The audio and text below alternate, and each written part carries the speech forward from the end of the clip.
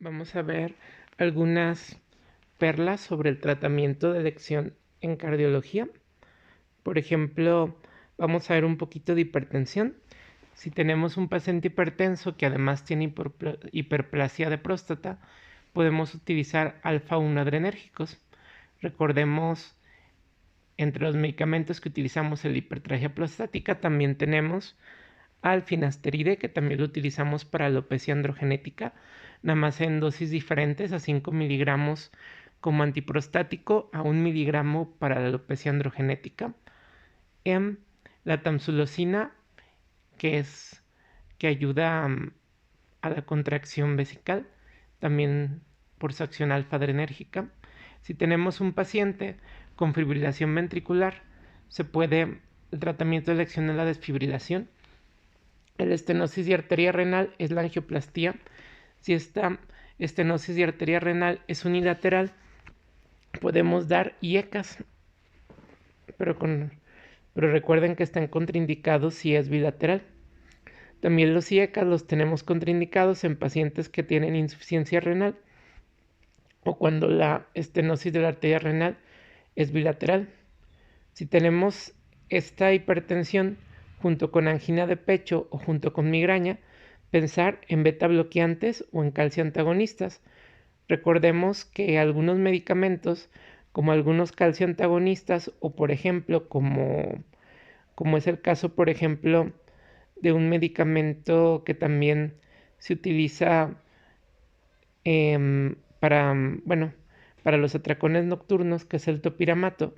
Nos sirve el topiramato y el verapamido nos pueden servir como medicamentos para prevención de migraña. No como tratamiento, recordemos como tratamiento pues a los mismos AINES y algunos medicamentos,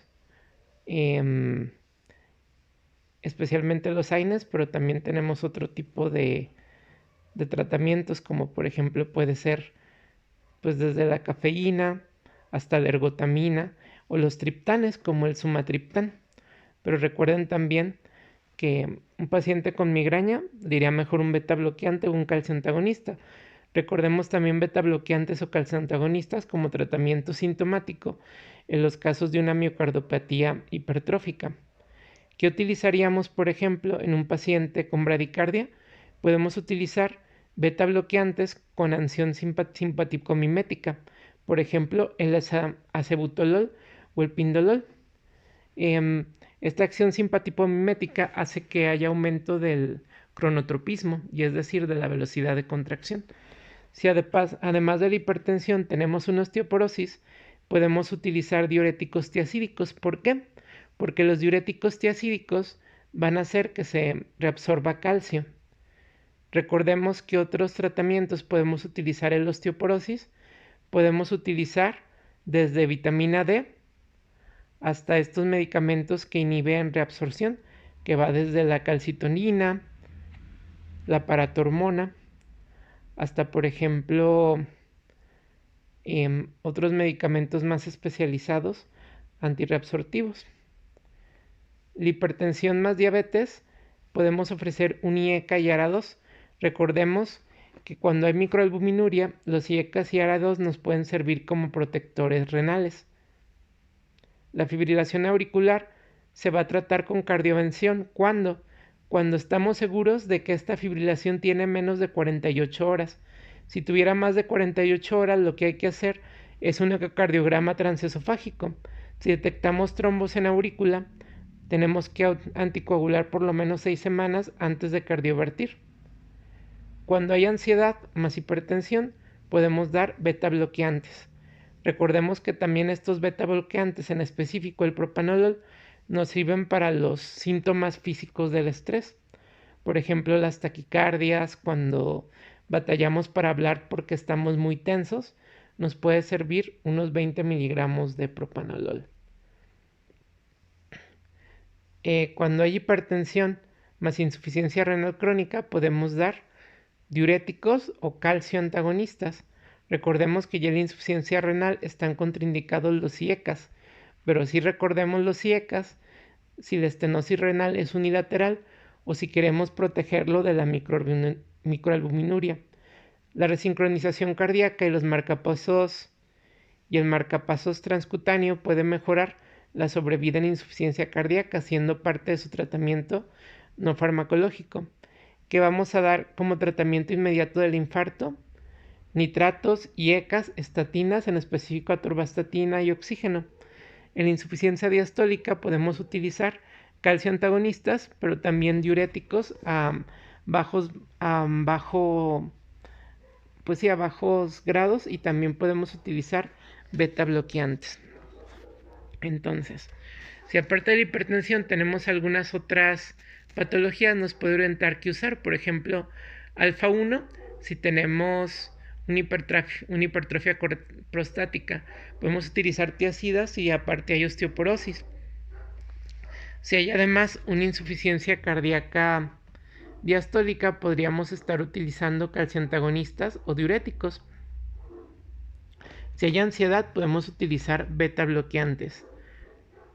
Si hay una bradicardia, podemos utilizar beta bloqueantes, pero los que tienen acción simpaticomimética, como el acebutolol o el pindolol.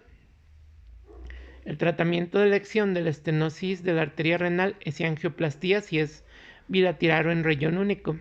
Si no, podríamos también utilizar IECAS si es unilateral. La hipertensión que se acompaña de migraña o que de angina de pecho, podemos utilizar calcio antagonistas o beta bloqueantes, que debemos recordarlos también como tratamiento en caso de que también haya insuficiencia cardíaca diastólica, pero también como tratamiento prosintomático de la miocardiopatía hipertrófica obstructiva. Si hay hipertensión más osteoporosis, tiazidas.